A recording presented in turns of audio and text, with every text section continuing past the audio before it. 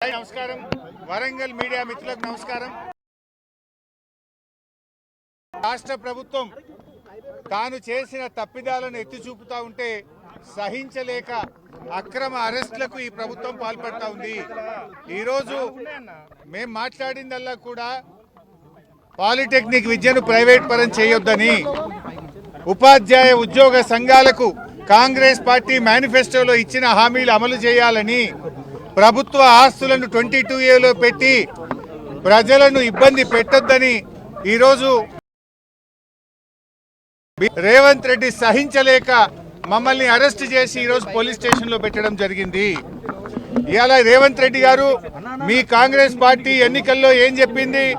6 గ్యారంటీలతో పాటు 7వ గ్యారంటీ ప్రజాస్వామ్య హక్కు మీకు కల్పిస్తామని హామీ ఇచ్చింది. కానీ ఈరోజు ఈ రాష్ట్ర ప్రభుత్వం 6 గ్యారంటీలతో పాటు 7వ గ్యారంటీని కూడా మంట కలిపింది. 7వ గ్యారంటీకి కూడా ఎగనామం పెట్టింది. కాంగ్రెస్ పార్టీ ఈరోజు రేవంత్ రెడ్డి గారు ముఖ్యంగా రాష్ట్రంలోని 113 పాలిటెక్నిక్లను స్కిల్ యూనివర్సిటీలోకి తేవడానికి 1,00,000 మంది విద్యార్థులు పోరాటం చేస్తూ ఉన్నారు. ఆ పిల్లలు పసిపిల్లలు, కనీసం 18 ఏళ్ళు కూడా నిండలేదు. ఆ పిల్లల మీద రేవంత్ రెడ్డి గారు అత్యంత కర్కశంగా ఆ పిల్లల గొంతు బిసుకుతా ఉన్నారు.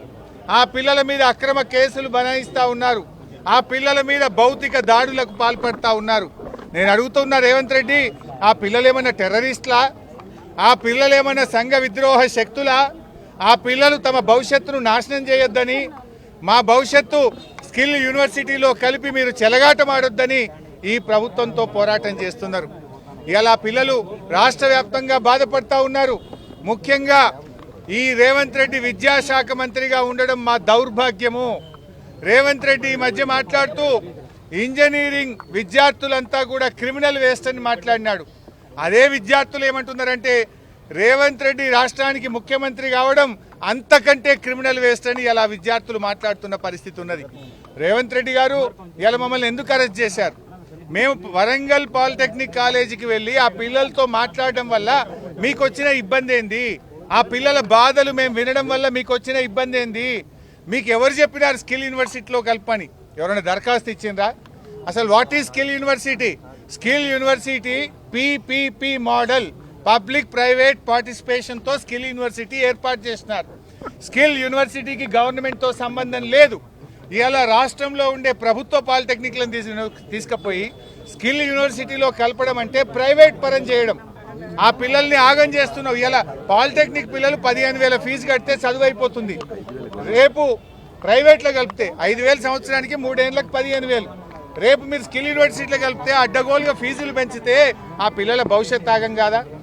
AICTE అనుమతితో వాళ్ళు పిల్లలు చదువుతున్నారు కనుక ఇంజనీరింగ్లో సెకండ్ ఇయర్ డైరెక్ట్గా పోయే అవకాశం ఉంది. రేపు నువ్వు స్కిల్ యూనివర్సిటీలో కలిపితే వాళ్ళ జీవితాలు ఆగమవుతాయి. ఇవాళ polytechnic is different, ITI is different. నీకు అవగాహన లేక ITIతో పాలిటెక్నిక్లను కలపడం వల్ల పిల్లల జీవితాలు ఆగమవుతాయి. ఇవాళ ఒక వరంగల్ పాలిటెక్నిక్లోనే 10 మంది విద్యార్థులు TC తీసుకున్నారు. ఇవాళ వాళ్ళ తల్లిదండ్రులు పాలిటెక్నిక్ కాలేజీకి వచ్చి వరంగల్లో ఈ రేవంత్ రెడ్డి పుణ్యమాని మా పిల్లల జీవితాలు ఆగమవుతున్నాయి, మా పిల్లలు పాలిటెక్నిక్ చదివితే ఎదగకుండా అయిపోతారని ఒక్క వరంగల్ పాలిటెక్నిక్లో 10 మంది తల్లిదండ్రులు TC తీసుకొని పిల్లల్ని తీసుకొని ఇంటికి పోయిన పరిస్థితి ఏర్పడ్డది. రేవంత్ రెడ్డి ఇప్పటికైనా కళ్ళు తెరువు, చిల్లర బేసిజాలకు పోకు. నువ్వు కళ్ళు తెరిచి వెంటనే GO 97 రద్దు చేయాలని, పాలిటెక్నిక్లను యథావిధిగా ప్రభుత్వంలోనే నడపాలని చెప్పి మేము డిమాండ్ చేస్తూ ఉన్నాం. నువ్వేదో కమిటీ చేసినావు, ఈ కమిటీలు జాంతానాయి. పిల్లలు ఒకటే చెప్తుండ్రు, కమిటీలు వద్దు. కమిటీ దేనికోసం? స్కిల్ యూనివర్సిటీలో కలపడం కోసం కమిటీ. కలవడానికే మేము సిద్ధంగా లేము. మేము ఈ పాలిటెక్నిక్లను ప్రభుత్వంలోనే కొనసాగాలని కోరుతున్నారు. ఇప్పుడు రేవంత్ రెడ్డి ఇంకో విషయం కూడా అడగదలుచుకున్నా. ప్రతిదానికి ఆంధ్రప్రదేశే ఆదర్శం, మీ గురువు గారే ఆదర్శం అంటావు కదా. ఆ ఆంధ్రప్రదేశ్లోనే పాలిటెక్నిక్లను స్కిల్ యూనివర్సిటీలో కలిపి పొరపాటైందని, పిల్లల భవిష్యత్తు దెబ్బతింటదని నాలుక గర్చుకొని ఇప్పుడు ఆ పాలిటెక్నిక్లను తిరిగి స్కిల్ యూనివర్సిటీ నుంచి హయ్యర్ ఎడ్యుకేషన్లో కలపడం జరిగింది. వాపస్ తెచ్చుకున్నారు. మరి మీ గురువు గారు నీ ఆదర్శంగా ఉండే ఆంధ్రప్రదేశ్ వెనక్కు తీసుకుంది కదా, నువ్వు కూడా వెంటనే వెనక్కు తీసుకోవాలని చెప్పి మేము డిమాండ్ చేస్తూ ఉన్నాం. ఢిల్లీలో కూడా ఇది ఫెయిల్ అయింది. ఢిల్లీలో కూడా పాలిటెక్నిక్ అండ్ స్కిల్ యూనివర్సిటీలో కలిపితే అక్కడ కూడా ఫెయిల్ అయ్యి ఢిల్లీ ప్రభుత్వం కూడా వెనక్కి తీసుకున్నది. మరి ఢిల్లీలో ఫెయిల్ అయింది, ఆంధ్రప్రదేశ్లో ఫెయిల్ అయినాక ఇక్కడ ఎందుకు చేస్తున్నావు అంటే ఇప్పుడు ఇవాళ స్కిల్ యూనివర్సిటీలో కలపడం అంటేనే ప్రైవేట్లో కలపడం. ఇవాళ రేవంత్ రెడ్డి నేను కోరేది ఒక్కటే, అనవసరంగా ఈ పాలిటెక్నిక్ విద్యను ప్రైవేట్ పరం చేయొద్దు. నేను రాహుల్ గాంధీని కూడా అడుగుతున్నా, రాహుల్ గాంధీ అంతటా పోయి ఉద్యమాలు చేస్తున్నావు, ఢిల్లీలో చేస్తున్నావు, బీహార్లో చేస్తున్నావు, మరి తెలంగాణకి ఎందుకు వస్తలేవు? ఇక్కడ కూడా జెన్జీ రోడ్ల మీద ఎక్కి పోరాడుతుంది కదా, 1,00,000 మంది పాలిటెక్నిక్ విద్యార్థులు పోరాడుతున్నారు కదా, ఫీజు రియంబర్స్మెంట్ కోసం విద్యార్థులు పోరాడుతున్నారు కదా, నిరుద్యోగులు జాబ్ నోటిఫికేషన్ కోసం పోరాడుతున్నారు కదా. ఆనాడు రాహుల్ గాంధీ, ప్రియాంక గాంధీలు యూనివర్సిటీ మెట్లెక్కినారు, లైబ్రరీల చుట్టూ తిరిగినారు, నిరుద్యోగుల చుట్టూ తిరిగారు, హామీలు గుప్పించారు. ఎందుకు ఇప్పుడు రావట్లేదు అంటే ఢిల్లీకో నీతి, తెలంగాణకో నీతి. రాహుల్ గాంధీ గారు ఇలా నువ్వు ఏ రకంగా అయితే పోరాడుతున్నావో ఇలా తెలంగాణకు వచ్చి పోరాడు, మా పాలిటెక్నిక్ విద్యార్థులతో మాట్లాడు, రేవంత్ రెడ్డికి మొట్టికాయలేసి జీవో 97 రద్దు చేయి. ఇలా ఏందండి వరంగల్లా మేము వస్తున్నామని చెప్పి పాలిటెక్నిక్ కాలేజీకి తాళం వేస్తారా పోలీసు వాళ్ళు? పోయి అన్నం కూడా పెట్టారు. ఆ పిల్లలకు 1 గంటకు అన్నం పెట్టాలంటే హాస్టల్ బంద్ చేస్తారు, మెస్ బంద్ చేస్తారు, కాలేజీకి తాళం వేస్తారు, పిల్లలకు అన్నం పెట్టరు, పిల్లల్ని బయటకు రానియరు. ఇదా ప్రజాపాలన?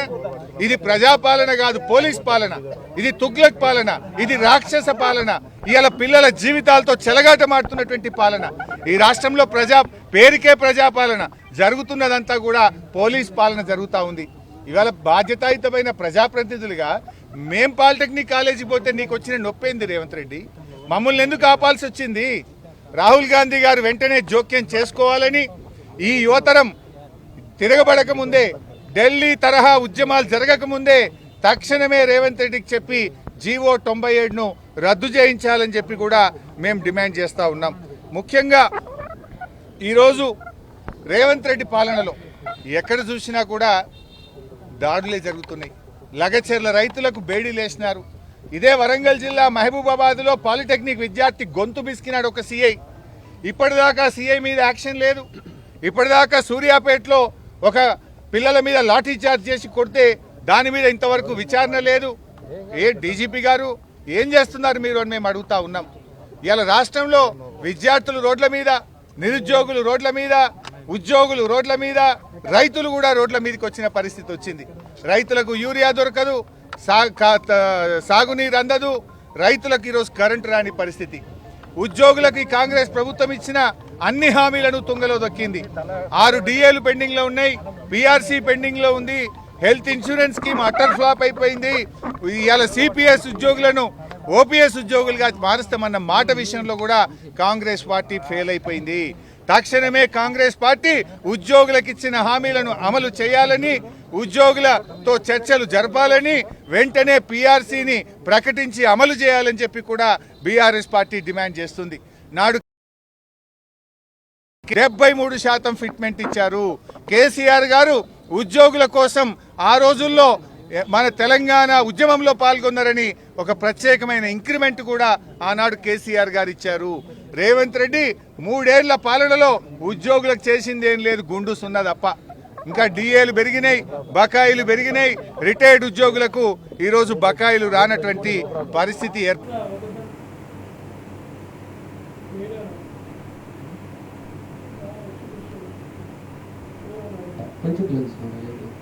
ప్రభుత్వం కర్కశంగా వ్యవహరిస్తూ ఉంది. దానికి తగిన మూల్యం చెల్లించాల్సి వస్తుందని హెచ్చరిస్తూ రాహుల్ గాంధీ గారు వెంటనే జోక్యం చేసుకోవాలని, ఇక్కడికి రండి, మీరు ఈ విద్యార్థులతో మాట్లాడండి, ఆనాడు నిరుద్యోగులకు ఇచ్చిన హామీలు ఏమైందో ఒకసారి రివ్యూ చేయాలని కోరుతా ఉన్నాం. లేదంటే వేలాది మంది పాలిటెక్నిక్ విద్యార్థులు ఢిల్లీ కదం దొక్కుతారు, ఏఐసిసి కార్యాలయాన్ని ముట్టడిస్తారు అని చెప్పి కూడా ఈ సందర్భంగా హెచ్చరిస్తా ఉన్నాం. రేపు 7వ తేదీ నుంచి అసెంబ్లీ సమావేశాలు స్టార్ట్ అవుతున్నాయి. ఎన్ని రోజులు ఆపుతావు? అటు పిల్లల్ని గోసపెడుతున్నావు అన్నం పెట్టకుండా, ఇవాళ మమ్మల్ని గోసపెడుతున్నావు నువ్వు. ఏంది అరెస్టులు అంటే? ప్రజాస్వామ్యంలో ప్రతిపక్షానికి ప్రశ్నించే హక్కు ఉండదా? ఇలా ప్రశ్నిస్తే ప్రతిపక్షం గొంతు నొక్కుతా ఉన్నావు, ప్రతిపక్షాల మీద అక్రమ కేసులు పెడతా ఉన్నావు. బట్ దీనికి ఏదో ఒక రోజు తగిన మూల్యం చెల్లించాల్సి వస్తుంది. ప్రజలు తిరగబడతారు, జాగ్రత్త అని చెప్పి కూడా హెచ్చరిస్తా ఉన్నాం.